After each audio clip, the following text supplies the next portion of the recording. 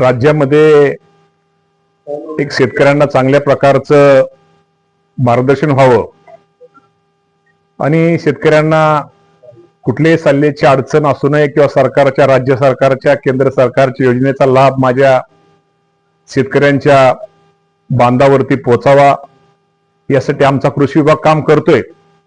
आणि आपल्या सर्वांना माहिती आहे की राज्यामध्ये एकूण कृषी पर्यवेक्षक साधारणतः 11,587 हे कृषी पर्यवेक्षक आहेत. आणि आम्ही लवकरच, आपल्याला माहिती आहे की राज्यामध्ये आत्मा योजनेअंतर्गत शेतकरी मित्र आणि शेतकरी मित्र अशा नवीन आपण साधारणतः एका शेतकरी प्रत्येक गावामध्ये प्रत्येक कृषी पर्यवेक्षकाला एक शेतकरी मित्र देण्याचा निर्णय हा आम्ही आमच्या कृषी विभागाने घेतलेला आहे. आणि त्यामध्ये त्याच्या अटी वगैरे आम्ही सगळं करतोय, पण त्यामध्ये अनुभवी, प्रयोगशील आणि नवीन तंत्रज्ञान स्वीकार करणारा शेतकरी असावा अशा अनेक आम्ही त्यामध्ये अटी टाकलेल्या आहेत. आणि शेतकरी मित्र ही नवीन आम्ही एक प्रत्येक कृषी आपले जे संकल्प आम्ही तो घेतलेला आहे आणि तो आम्ही त्या बाबतीमध्ये निश्चित शेतकरी मित्र या राज्यामध्ये आम्ही प्रत्येक कृषी प्रशासकाला आम्ही देतो. आमचे जे साधारणतः कृषी जे अधिकारी मला वाटतं की आपले किती 11,587 आमचे सहाय्यक कृषी अधिकारी. तर सहाय्यक कृषी अधिकाऱ्यांच्या प्रत्येक सहाय्यक कृषी अधिकाऱ्यांच्या जोडीला शेतकरी मित्र आम्ही देतोय.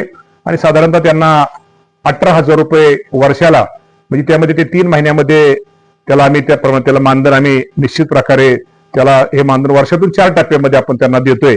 आणि चांगली एक आम्ही योजना माझ्या शेतकरी मित्र म्हणून आम्ही शेतकऱ्यांसाठी जाहीर करतो.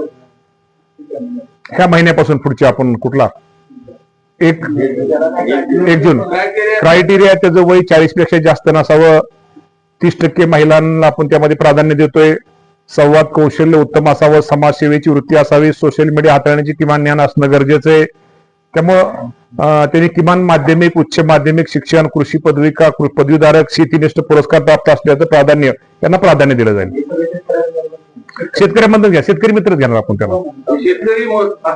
हा, सहाय्यक कृषी अधिकारी जेवढे आपले राज्यातले सहाय्यक कृषी अधिकाऱ्यांच्या जोडीला आपण त्यांना देतो. प्रत्येक सहाय्यक कृषी अधिकारी जे आपल्या राज्यामध्ये 11,587, 11,587 आपण शेतकरी मित्र त्यांच्या जोडीला देतोय.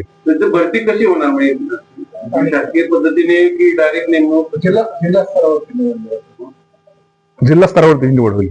ठीक आहे, असं ते हे पहिल्यांदाच आपण करतोय. त्यांना मानधन पहिल्यांदा आपण देतो. ही नवीन आपला प्रयोग आहे, त्या बाबतीमध्ये निश्चित प्रकारे त्यामध्ये यश येईल आणि अनेक त्यातनं तरुणांना पण थोडा काय ना काय आधार मिळेल जे काम करतात.